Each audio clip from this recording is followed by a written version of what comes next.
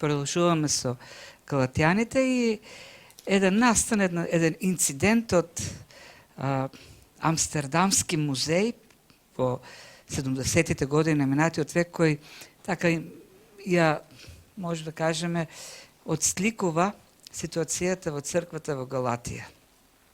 Имено во 75-та година или од 1975 година во музеот, во Рикс музеот во Амстердам, влегол човек со нож за сечење леп и се насочил кон сликата на Рембрандт, она Ноќна стража, и почнал да вика, да ја критикува сликата, и со ножот да мафта.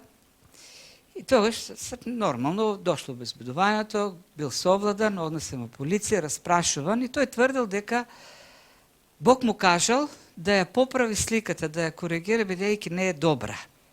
И секако полицијата утврдила дека човекот е луд и завршил во лудница. Зошто го кажувам тој настан? Бидејќи во црквата во Галатија дошле од Јудеја христијани, легалисти, кои почнале да тврдат дека делото на Христос не е совршено, тоа треба да се поправи, да се коригира некако, да се надополни. Треба да се додаде образување и треба да се додадат некои други работи од законот. И така, Евангелието кој го проповеда Павле ќе добие подобар изглед. Ќе се надополни, ќе стане на крајот совршено. Павле, слушајќи ги таквите учења и гледајќи дека младите христијани, новите христијани во Галатија почна да се фасцинираат од таквите христијани, јудеи кои налагале образување дела на законот, го пишува оваа послание и не ја крие својата запрепастеност. Тоа е зачудно, тоа е чудоневиден. Како може некој да тврди дека делото на Бог не е завршено, не е совршено? Како може некој да тврди ремек делото на Бог, ремек делото на Христос на крстот, дека има потреба од финализирање, од некакви корекции? Па тоа е најголемото дело што Бог го изврши во историјата на човештвото. И некои се луѓе таму се дразнуват и велат, ние ќе го направиме сега подобро делото на Бог. И Павле на неколку наврати во текстот што ќе го разгледуваме, вели, вие сте луди. Како лудакот кој смета дека може со нож да ја поправи, да го поправи ремек делото на Рембрандт. Значи, тоа е основна идејата во овие 14 стиха, малку подолг текст е, меѓутоа представува една целина.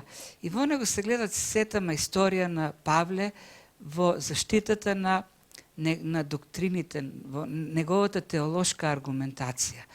Навистина е маестрален во тој поглед, ке видиме како изнесува аргументи од различен вид и како, започнувајќи со една теза, на крајот довршува, заокружува.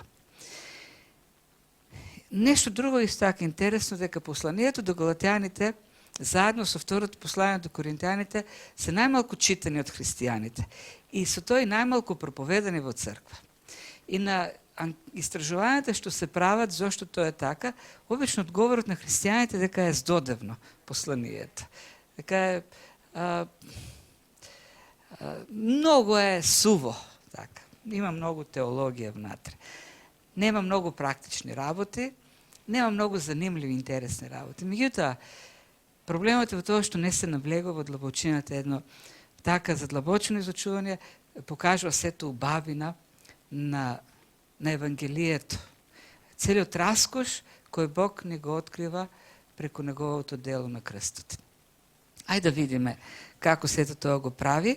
Изнесува, како што кажав, аргументи. Аргументите се подели на неколку дела. Прво изнесува аргументи од духовното искуство на галатјаните, кога тие поверувале, потоа дава аргументи од Стариот Завет и на крајот, исто со аргументи од Стариот Завет, потврдува дека законот, освен проклетство, не носи ништо друго за човекот. I zapочнува со оној восклик или оној израз на вчудоневиденост, кога вели о неразумни галатјани. Акцентот е на тоа о. Сега ние не можеме со зборови да го представиме, меѓутоа така како што напишано всушност Павле вели о вие и овдека нашиот превод е малку така увлажен. Ако сакаме да бидеме доследни на текстот, тој всушност им вели о глупави галатјани. А малку понатаму их каже како може да бидете толку глупави. Тоа е вистинското значење на овој збор анеотес. Анеотес значи човек без ум. Тоа е буквално. На исток, југоисток од Македонија, кога некој ќе направи нешто глупо, му викате, бе ти имаш ли акъл? Нели, имаш ли памет во главата? Тоа е, вие имате ли памет во главата? За тоа што, заради вашето поведение, заради тоа што, нели, зачудене. Како може да прифатите такво учење? Како може да прифатите учење на луѓе кои велат дека законот може да спаси? Понатаму во 19 стих тој ќе обясни вистинската намера на законот. Законот е како огледалото. Законот ги покажува недостатоците на човекот. Кога ќе се погнеш во огледалото, ќе видиш, можеби од јадење на мустакот или на брадата ти останало некои трошки, или си извалка некаде, или косата ти е, фризурата ти се расипала. Меѓутоа, колку и да гледаш во огледалото нема да поправи ништо, тоа само ќе ги кажува нештата на тебе. И како би реагирали, што би кажува да човек кој ќе го зема огледалото и ќе се обиде со огледалото да си ги тргне недостатоците на лицето? Би кажале за лудница, луд човек. Бидејќи, ако огледалото покажува што е на тебе, тогаш за корекција има други работи. Има сапун, има чешел. Но огледалото нема таква намена. Тоа е истата идеја што ја представува овдека Павле на галатјаните. Вие го имате законот кој само го покаже вашиот недостаток и вие сакате со законот да го тргнете недостатокот. Законот ниту може да го тргне гревот од вас, ниту може да ве заштити од гревот. Законот само покажува дека вие сте грешни. И затоа така почнува. И вие глупави, неразумни, безумни. Кај ви е паметот за да тргнете по таквите учители и да ги прифатите таквите учења? И сега Павле знае дека не се луди и за да уште, нели, така да неговата иронија да стане уште по-јасна пред галатјаните, продолжува и вели кој ве магепса вас. И тука користи зборче баскино кој во тоа време искажува едно верување кај старите елини, верување дека има луѓе со зли очи. Очи кои можат да го магепсат човекот. Тој ќе те погледне со своите зли очи и веќе го контролира твоето поведение. Како во цртаните филмови, може би сте гледали, има луѓе такви, луѓе кои очите им стануваат како концентрични кругови и твоите очи стануваат концентрични кругови и ти кажува сега прави ова, биди куче, тој станува куче, го контролира целосно. Во древноста верувале и денес има, нели, тоа древно верување дека има луѓе со зли очи. Тоест, ако таков човек те погледне, ќе те уроче, тоест ќе ти направи нешто, може да повлие некако на тебе. Но во древноста тоа било еден многу така секојдневен присутен страв.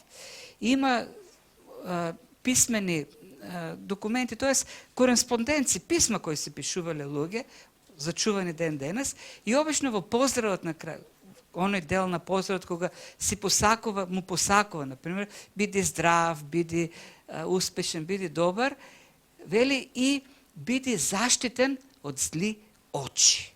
Тоа што тој страв бил многу присутен тогаш. И идејата која овдека, се Павле не верува во такви зли очи, но тој ја користи таа метафора, таа иронија и вели Вие кои видовте малку понатаму, јасно видовте, јасно ви беше представено што Христос направил, вие сте магепсани. Кој ве магепса? Кој ви го зеде умот, паметот ви го зеде, за вие да не се однесувате разумно, туку како глупаци, како безумни луѓе и не да ги примате тие учења. Тоест, вашите очи се хипнотизирани и вашите очи веќе не гледат вистината, туку вашите очи го гледат она што тие сакат да го гледате, тие лажни учители. Тоа е, сета абсурдност ја покажува, нели, со тој увод во 3-та глава. Абсурдноста на нивното однесување. И сега, откако се обраќа на таков начин, продолжува сега да изнесува аргументи. И како што кажав, првата група аргументи е од нивните претходни духовни искуства. И вели, кој ве магепса, вас пред чии очи Христос беше јасно насликан, раснат меѓу вас. Што сака да каже Павле? Кога јас дојдов, кога јас со Барнава заедно дојдовме во Галатија, ги основавме црквите. Се сеќавате ли колку јасно ви беше представено Евангелието? И овде кога тој користи тоа насликан, зборот е прографо. Веројатно сте го чули тој збор, има овдека и такви фирми, прографика или така натаму, тоа е графички фирми, оние што печатат. Значењето на зборот прографо е да ти биде представено нешто јасно, визуелно јасно представено. И ние имаме таква фраза, кога на некој нешто не му е јасно, му објасниш, на крајот ќе му кажеш, сакаш да ти нацртам ли? Не. Тоа е идејата. Буквално Павле им нацртал. Така јасно им го представил Евангелието пред нивните очи, како служењето на Христос да било, да се случувало пред нив. И тоа е не. Се сеќавате ли колку јасно себе беше представено, исцртано, јасно, визуелно. И тука повторно играта што ја игра Павле со очите. Пред вашите очи беше исцртано служењето на Христос, беше исцртано Евангелието, а некој дојде и ве хипнотизира, ве магепса. И сега вие не огледате тоа што ви беше исцртано, гледате нешто друго. И тука би требало да направиме уште една корекција на преводот, зашто Павле не вели она што го исцртал не е распнат меѓу вас Христос, туку правилно превод би требало да биде кој магевса вас пред чии очи беше јасно насликан Исус Христос распнатиот. Така, не Исус кој беше распнат, туку Исус Христос распнатиот. Истата фраза која користи во 1 Коринтјани 2 глава 2 стих. Таму тој им вели на коринтијаните: јас меѓу вас не сакам да знам за ништо друго, освен за Христос и тоа распнатиот. Кој е идејата на Павле? Тој ги подсетува дека кога дошол меѓу нив, тој не дошол просто да им едноставно да им каже за крстот, кога Христос беше распнат. Туку кога им зборува, во се што зборува, тој да го вклучува Исус Христос распнатиот. Тоест, цело време да присуствува во неговата проповед, во неговото учење, Исус Христос распнатиот. Тој им го кажува на коринтијаните. Во Коринт, каде што поучуваат најпознатите филозофи, каде што философијата во својот раскош се гради во градот, каде што луѓето сметаат дека се многу умни, и на крстот, тоест на Евангелието, гледат како на моронство, тоа е зборот, глупост, нели што пише Павле. За елините крстот е глупост, а за евреите соблазна. Но Павле им вели, колку и да ви тоа соблазна, јас не сакам да знам за ништо друго, освен за Христос распнатиот. Тоест, во се што ќе ви, што е да ви зборувам, што е да ви кажувам од Евангелието, цело време ќе биде присутен распнатиот Христос. Не едноставно Христос, распнатиот Христос, зашто е есенцијата на Евангелието, есенцијата на проповедта на Павле. Што е да каже, тој повторно ќе го спомне, распнатиот Исус Христос. За да, со други збори да им каже на галантјаните, кога бев меѓу вас, јасно ви беше предочено дека се е завршено. Самиот Христос каже на крстот, завршено е. Фразата завршено е, значи совршено е, перфектно е. Нешто на кое не може ништо повеќе да се додаде. И Павле, јас пред вас ви го исцртав тоа. И сега вие, и дојдо некој ви хипнотизираа.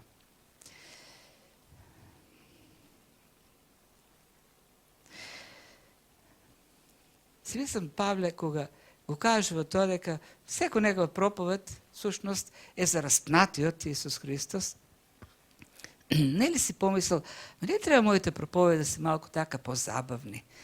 Не ли треба јас практични работи да кажувам? Само за Христос распнатиот збори. Мислам дека Павле не би бил многу популарен денес како проповедник.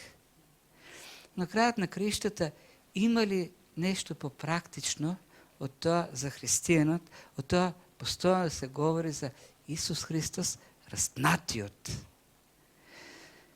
Зашто Исус Христос распнатиот не е некаква абстрактна филозофија, некаква теорија. Исус Христос распнатиот е живот. Секојдневен живот, практичен живот. Секој наше практично всушност учење извира од Исус Христос распнатиот. И во се треба да присуствува Исус Христос распнатиот. Зашто тоа е алфа и омега на нашето христијанство. Завршен, нашиот живот е завршен во Исус Христос распнатиот. И тоа е така почнува, нели, навраќајќи ги назад, нели, со нивото искуство, кога тој дојде, кога отишол, кога прв пат бил меѓу галатјаните, им го исцртал буквално Исус Христос распнатиот и продолжува вели, само ова сакам да дознаам. Едно прашање сакам само да ви поставам. Преку делата на законот ли го добивте духот или преку пораката на верата? И продолжува, за да биде појасен, продолжува во 5 стих истото прашање. Оној пак, кој ви го дарува духот и прави меѓу вас чудеса, преку делата на законот ли го прави тоа или преку пораката на верата? Ги навраќа назад. Во времето кога Павле и Варнава ги основаат црквите во Галатија. Затоа може да читате во Делата на апостолите 14 глава. Таму пишува Лука какви чуда се случувале кога служиле Павле и Варнава. Такви чуда се случувале што луѓето во Листра, Дерве, Конета си помислеле дека лично боговите се симнале на земјата. Почнале да се поклонуваат на Варнава како на Јупитер, на Зевс, таму кои богови. Почнале да паѓаат пред нив на колена, почнале веројатно и жртви да им пренесуваат, и Павле и Варнава кога виделе, чекайте бе, ние сме само луѓе. Значи, така големи дела се случувале. И Павле ги прашува, и вие ги видовте, и вие во вас ги, и вие имавте искуства со духот. Во понатаму посланието ќе им каже, вие бевте толку радосни од тие дела на духот, од тоа присуство на духот меѓу вас, што бевте спремни дури и очите да си ги извадите, да ми ги дадете од радост, од благодарност. И ги прашува, само едно сакам да ве прашам. Сето тоа се случи бидејќи се обрезавте или бидејќи го исполнувавте законот или преку вера го добивте. Многу е лесен одговорот. Кој може да каже преку законот кога тие беа нееври, ти не беа обрезани, ти никош законот не го исполнувале. И дојде Павле им рече за Христос, поверуваа и духот дојде во нив. И сега Павле ги прашува, кој е во право? Како се случи тоа меѓу вас? Кој ви го даде? Од каде дојде сето тоа меѓу вас? Одговорот е јасен. Кој може да каже, од законот, кога Ти не знаеле за законот, кога сето тоа се случило. И потоа продолжува уште едно следно прашање и вели, толку ли сте неразумни или толку ли сте глупави, пак истиот збор го употреба, толку ли немате памет во глава. Откако почнавте со телото, со духот, со телото ли сега завршувате? И тука зборчето е на завршувате, и ова зборче, предпоставам, ви асоцира на нешто, епителео. Епител, знаете што е епител? Епително ткиво или епителни ткиво. Имаме доктор овдека, сигурно знае. Тоа е, нели, ткивата кои што стоат кожата, ама мислам дека не само кожата, и органите.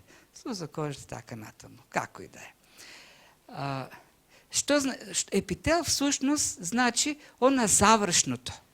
Она што ќе се стави од озгора, како глазурата, она што треба на крајот да го доврши, да ги доврши работите. Значи правиш нешто и на крајот доаѓа кремото, она што ќе го ставиш, што ќе го даде убавината или ќе го доврши делото. И се кога Павле овде како каже ова, што сакате ви сега со телото ли да ги довршите работите? И ова Павле не го каже во поглед на нивото осветување, некакво духовно усовршување, туку го има пред спасението. Тоест, која е идејата? Вие почнавте со духот. Духот, преку верата, духот почна да ги врши работите во вас. И сега, вие сметате дека со вашите тела, човечки дела, вие ќе ги довршите работите. И ќе станат, тогаш тогаш веќе ќе бидат во ред. Се ќе биде завршено. И затоа, нели, таа зачуденост, неразумни. Вие си, колку може да бидете неразумни, безумни, да мислите дека она што Бог го направи за вас, сега вие ќе го усовршите, ќе го направите, ќе го довршите да биде, нели, она доброто, убавото. И тоа учењето на тие јудеисти христијани кои веле, христијанството е од два чекора, две етапи. Треба да поверуваш во Христос и потоа да се образеш, тоест да ги извршиш делата на законот. Павле реагира, како може да бидете толку глупави? Пак да се навратиме на она илустрација од музеите. Тоа е толку глупаво, колку да си мислиш дека ако земеш филомастер и на Мона Лиза нацрташ мустеки, ќе биде сликата сега уште поубава. Влегуваш во Лувар и земаш филомастер и ја коригираш сликата. Не може. Завршено е, совршено е, перфектно е делото на Бог. И човек со своите дела не може да го... Глупаво е, безумно е ако некој се мисли дека ќе направи нешто со кое ќе го подобри или ќе го направи тоа дело да биде уште подобро. Ворен Вирсби, еден од долгогодишните служители во Муди црквата во Чикаго, дава една таква интересна илустрација со човечкото раѓање. Кога едно бебе ќе се роди, тоа се раѓа комплетно со сите органи кои нели му возможуваат да живее, да се усовршува. Тие органи само потоа се усовршуваат, се доразвиваат. Меѓутоа тие се дадени. Представете си, се раѓа бебе кој потоа на третата недела добива срце, па на петата бубрази, па на вториот месец очи. Не може да биде така. Така вели и духовното раѓање. Кога човек ќе поверува, кога ќе биде оправдан, спасен, тој ги има сите органи. Се што му треба да се усовршува понатаму во животот. Кога Христос не раѓа, кога се раѓаме ние духовно, ништо не е недостига. Тој не оставил Бог простор, потоа ние сами нешто да си додадаме во нашето спасение. Се ни е дадено, како што Бог му дава се со раѓањето на бебето, така дава се и со раѓањето на духовното бебе. И на крајот, ништо не може да се додаде. Ние се обидуваме да даваме. Некој ќе додаде од крштевањето, сега ти фали уште крштевањето за да бидеш целосен. Или некој ќе кажат, сега ти треба и ова да го исполнуваш, нешто од законот, сабота, или да не јадеш сега таква храна, или некој ритуал да го правиш, да палиш свеќа. Или сега ти фали, треба да бидеш крстен во Светиот Дух, тогаш ќе бидеш целосно христијанин. Не, довршено е, завршено е. От тука натаму ние се усовршуваме духовно, но во спасението ние сме целосно завршени. И последното прашање, така што го поставува реторички, е пак за нивното искуство минато, е зарем залудо толку многу претрпевте? Сега зборот претрпевте по нашиот превод тука асоцира како на некои страдени, лоши работи да поминале заради верата. Меѓутоа самиот збор пасхо може да значи било што поминале. Нешто едноставно така добриот превод било не зарем залудо толку многу претрпевте, туку заради залудо толку многу поминавте, искусивте. Зашто контекстот овдека е искусување на искуство со искусување на дејство на Светиот Дух, но не исклучува дека тие поминали и страдане заради верата. Тоа зборот може да значи и добри искуства, може да значи и лоши искуства. Сушената на прашањето е напразно ли беше сето тоа? Напразно ли беа сите тие манифестации на Светиот Дух? Се таа радост што искусивте тие. Меѓутоа на крајот на овој стих има содржи надеж. Прашањето, тоест одговорот не е да беше само залудо, туку ако сакаме да бидеме пообјективни, одговорот на Павле е ако воопшто и било залудно. Тоест, ако сметате дека било залудно, не е така. Тоест, има надеж дека тие луѓе, тие верници во галатиските цркви се навистина верници.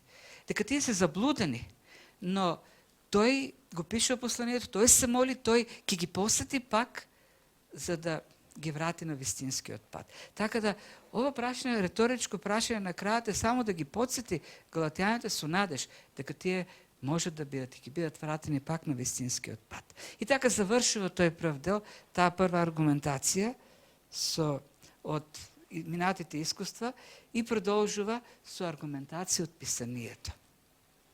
Да, нашите искуства се важни, личните искуства, зашто тие ги потврдуваат идеите, доктрините.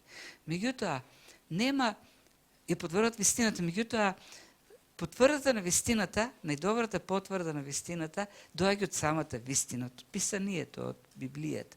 И затоа од тука натаму до 14 стих, Павле ќе дава аргументи од Стариот Завет. И тоа најмногу од самиот закон ќе дава аргументи. Тоест, самиот закон, тој ќе се повикува на самиот закон, кој вели дека спасението не е по закон. И тука има од Левит и од други места во Стариот Завет. Така да, основниот, како што Лутер го нарекува, принципиум, или основниот аргумент за доктрината е самото Слово. И веќе кога говориме тука за оправдание преку вера и за секоја друга доктрина, најдобар аргумент пак, најдобар доказ во Словото се се оние случаеви во кои доктрината, учењето и животот на човекот се воплотени, отелотворени, во кој што има една унија меѓу доктрината и практичниот живот. Како, например, во Христос. Во Христос е совршената унија. Се што тој поучуваше, се тоа беше изживеано, отелотворено во неговиот живот. А кога сме веќе пак за оправданието преку вера, кој би бил примерот од Стариот Завет, од Словото, кој најдобро ја отелотворува таа вистина за спасение преку вера?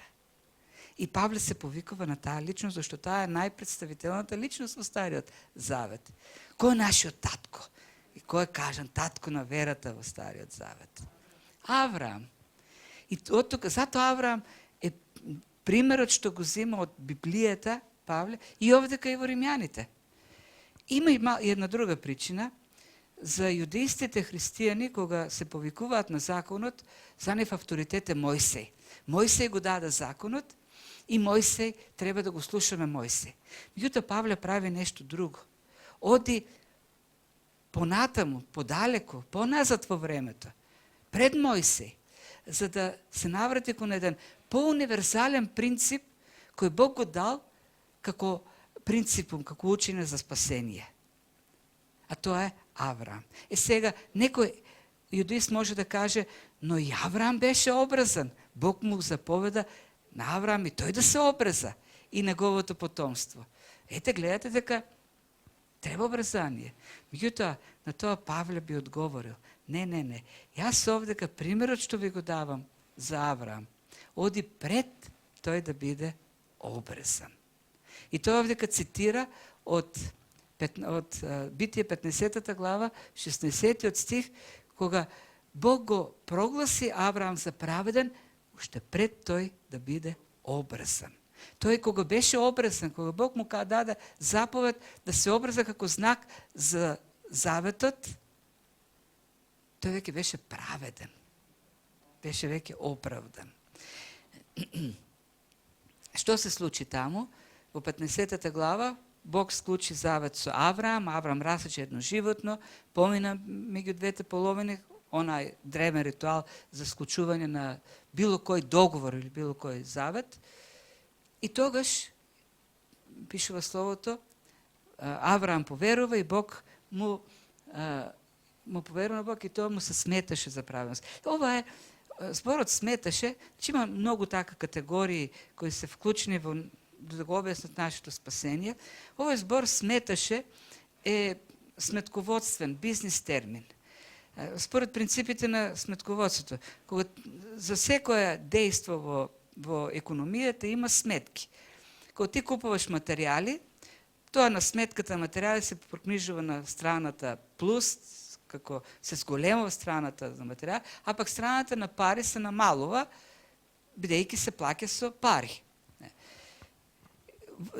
Тоа е илустрацијата. Ние имаме сметка пред Бог на долг. И сега, бидејќи Авраам поверува во Бог, на сметката на Авраам му беше запишано, пресметано или му беше прокнижено праведност. И сега, кога ја гледа сметката Бог на Авраам, таму пишува праведен. Тоа е така илустративно представено. Тоа е идејата овдека. Му беше пресметено, беше прокнижено праведност. И сега, каква праведност? Која е праведност? Павле го објаснува тоа појасно во Филипјаните 15,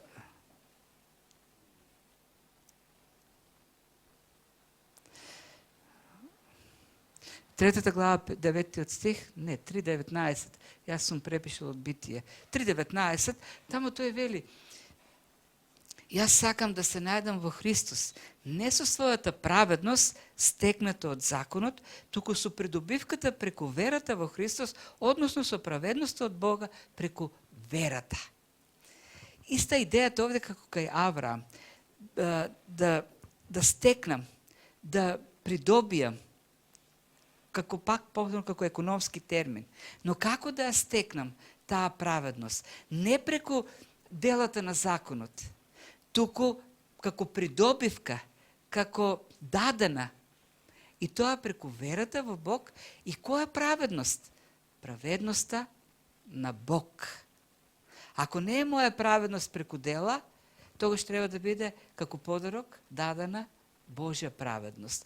И тоа е всушност она што го така станува јасно, што му беше прокнижено на Авраам. Авраам поверува и преку тоа дејство нему му беше прокнижена Христовата праведност, Божјата праведност. И тој сега е сметан како праведен во Божите очи. Ние сме облечени буквално со таа, покриени сме со таа Христова праведност, бела облека. Да, за таа облека има грешник. Меѓутоа, во односите со Бог, ние сме покриени со праведност, облечени со чиста, света, совршена праведност. И продолжува овдека со аргументацијата од Стариот Завет Павле и вели, еве, Авраам беше оправдан преку вера. И ако Авраам беше оправдан преку вера, тогаш како може вие, и тоа Авраам беше оправдан преку вера, кога беше уште паганин, пред да биде обрезан, пред да стане татко со обрезанието на обрезаните. Тогаш како вие ги терате необрезаните да бидат обрезувани? Кога самиот Авраам, како паганин, како необрезан, беше спасен преку верата. Знаете дека оние што се подпираат на верата се синови Авраамови. Не вели синови Израелеви. Тој разграничува синови Израелеви, кои по обрезание станале, по тело станале потомци на Авраам. Меѓутоа Павле вели, за спасението тоа воопшто не е важно. Важно е кој е син Авраамов. А кои се синови Авраамови? Оние кои поверувале. Сите оние кои поверувале стануваат потомци на Авраам. И како потомци на Авраам стануваат наследници на ветувањата на Авраам. Наследник на благословите кои беа дадени на Авраам. Не оној што по тело, по обрезание станува Авраамов потомок, туку оној што преку верата ќе стане потомок на Авраам. И тоа го кажува во следниот стих. И писмото, и пак цитат од Стариот, и писмото предвидувајќи дека Бог преку вера ќе оправдува незнабожците, однапред му благовести на Авраам. Во тебе ќе бидат благословени сите народи. Како ќе бидат благословени сите народи, кога тие по обрезание не се потомци, по тело не се потомци? Преку верата, вели Павле. Зашто само оние што ќе поверуваат во Христос, тие ќе станат потомци и тие ќе бидат благословени. Тие ќе ги наследат благословите што беа дадени на Авраам. И сега, ако го имате сето тоа во предвид, прашува апостол Павле, ако го знаете сето тоа, зошто ги терате да се образуваат неевреите? Уште кога Авраам, уште пред да биде обрезан Авраам сушност, вели овдека Павле, Бог уште од тогаш имаше план да ги спаси сите и на евреите преку вера. И со тоа всушност Павле вели, Божјата намера за спасување на неевреите преку вера е нешто што претходи на законот. И законот не го анулира тоа. Дејството на законот или законот е дејство кое следи после основниот принцип верата кој беше покажена кон Авраам. И законот кога беше даден, не беше даден да го укине претходното.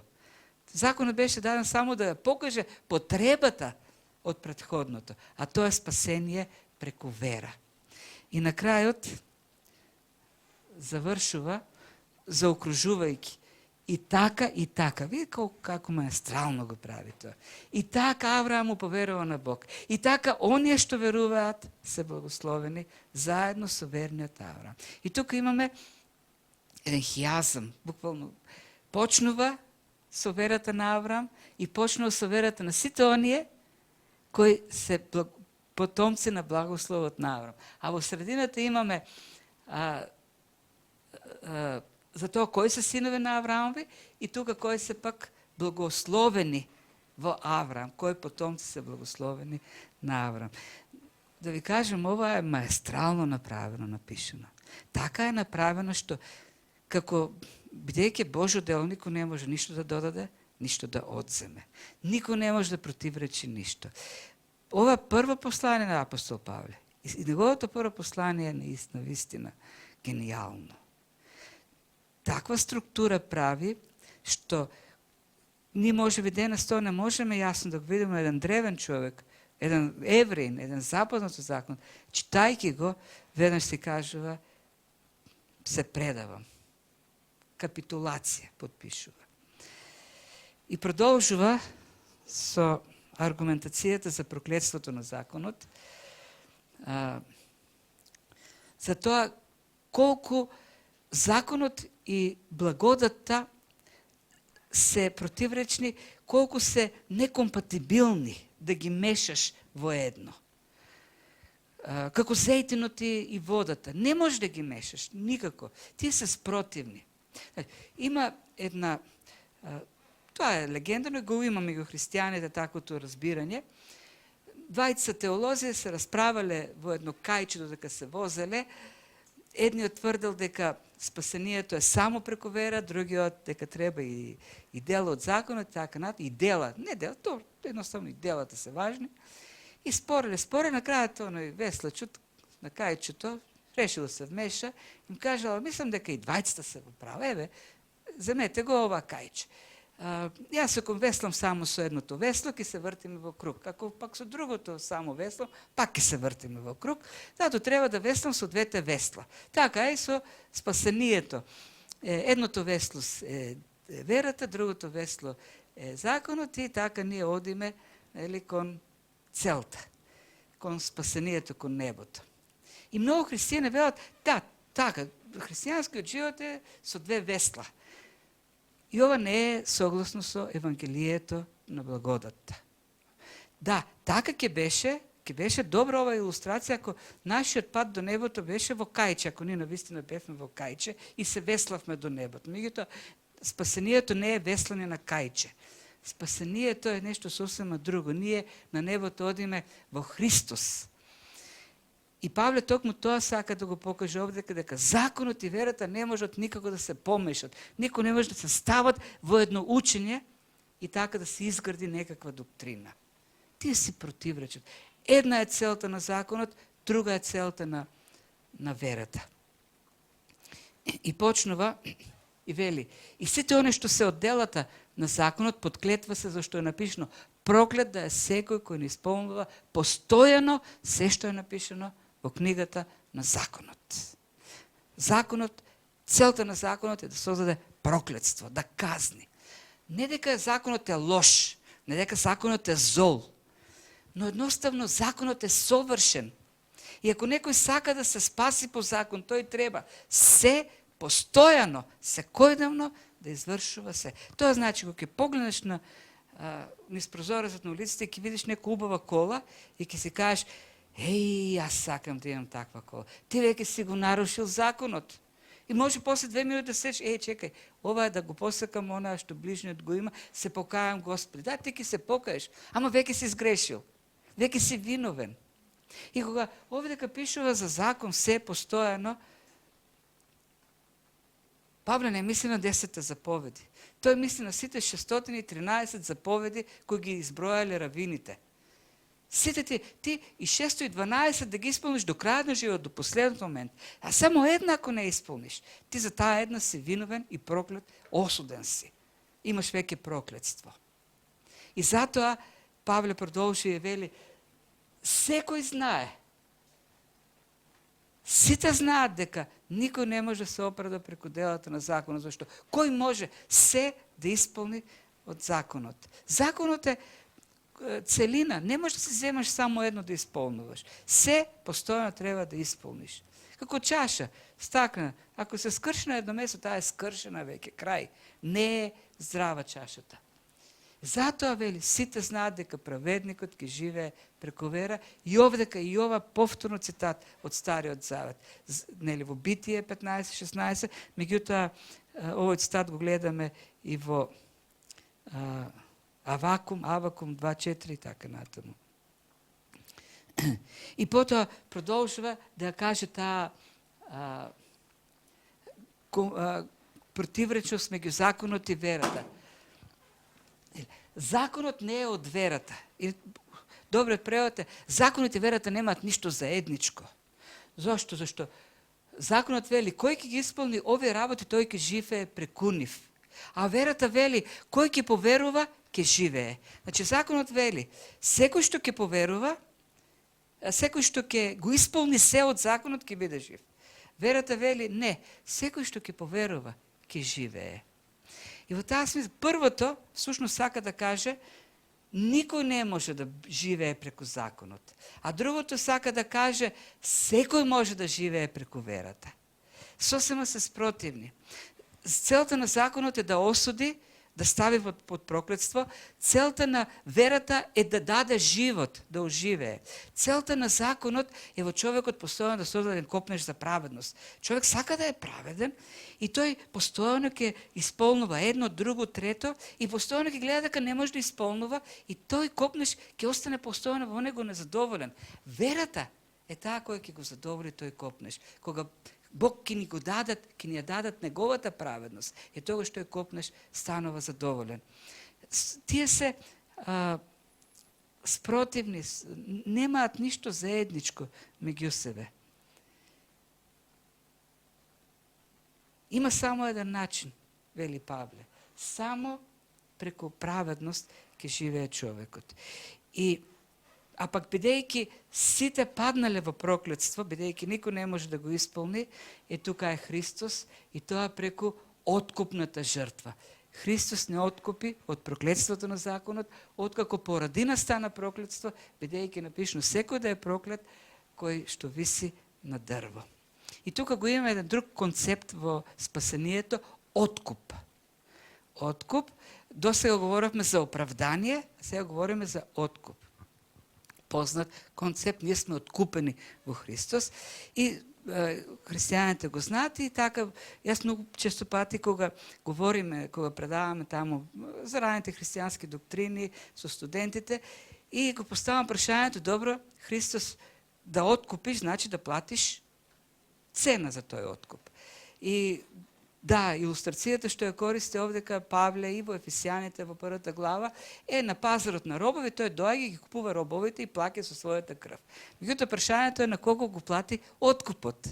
И со, нели, бидејќи Емануел така има желба за да дискутира теолошки прашања и го поставам, нели, на кого плати откуп Христос.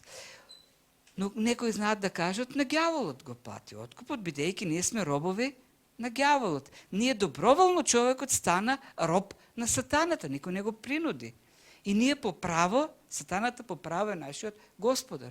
И кога Христос дојде да не откупи, тој плати на тој пазар на робови за нас. И на кого плати? Раните христијански учители сметале дека на ѓаволот платил. И то нема никаква врска со Евангелието. Павле кажува многу јасно. Ова е единственото место каде што Павле кажува од што не откупил. Не откупил од проклетството на законот. Ние сме проколнати, бидејќи не сме го исполнили законот. Ние носиме вина, осудени сме. Од таа вина, всушност, ние сме откупени. Како не откупи? Што плати всушност? Она не може да се раздели оправданието и откупната жртва. Откупната жртва на Христос всушност го прави можно оправданието во Божјата судница. Тој застана на крстот како проклет заради нашата вина, ја зеде нашата вина, тој ја понесе казната на нашата вина и така не откупи од казната, не откупи од вината, не откупи од последиците кои проклетството на законот ги носе во нашиот живот. Тоа е откупот. Откупот е Божјата судница. Откупот е од вината, од пресудата што ние ја заслужуваме. Ние даде неговата праведност, ние прокнижа неговата праведност, а ја зеде на себе, на својата сметка, ја зеде нашата вина. Ја плати на крстот, ја задоволи Божјата правда. И така сме откупени, бидејќи, како што нели во Стариот Завет пишува, да е проклет секој кој виси на дрво. Тоа, секој разбойник во Стариот Завет треба да биде обесен на дрво, изложен пред сите за срам и поука пред останатите. Така Христос беше ставен на крстот, посрамен, казнат заради нашите греови и така не откупи. И завршува така што и пак завршува. И тука е веќе целата сумаризација за клучокот. И така што благословот даден на Авраам да дојде преку Исус Христос, врсне на Божите, за да го добиеме ветениот дух преку верата. И пак, како сме го добиле духот? Преку верата. Како? Бидејќи Христос не откупи. Греси Христос не оправда. Она што го предвидел Бог за Авраам, уште кога му кажа, кога го пресмета за праведен, кога го објави за праведен, уште тогаш, кога тој беше предвидел ние да бидеме спасени преку вера, уште тогаш, нели, ние сега гледаме како сето тоа се случува преку Христос. Како секој кој верува во Христос е потомок на Авраам. Секој кој верува во Христос е благословен со благословите на Авраам. И тука завршува, нели, оваа аргументација. Што да кажеме на крајот во заклучок? Проблемот на човекот е што тој е привлечен од идејата за заслуга. Човекот сака да добие одобрување, да направи нешто и да кажеме браво. И тоа се однесува и кон Бог, и за нашето спасение. Значи, ние имаме гордост во себе, имаме суета. И сакаме, кога нешто ќе постигнеме, кога нешто ќе добиеме, да кажеме, јас сум заслужниот. Тоа е нашиот. Уште од мали го има.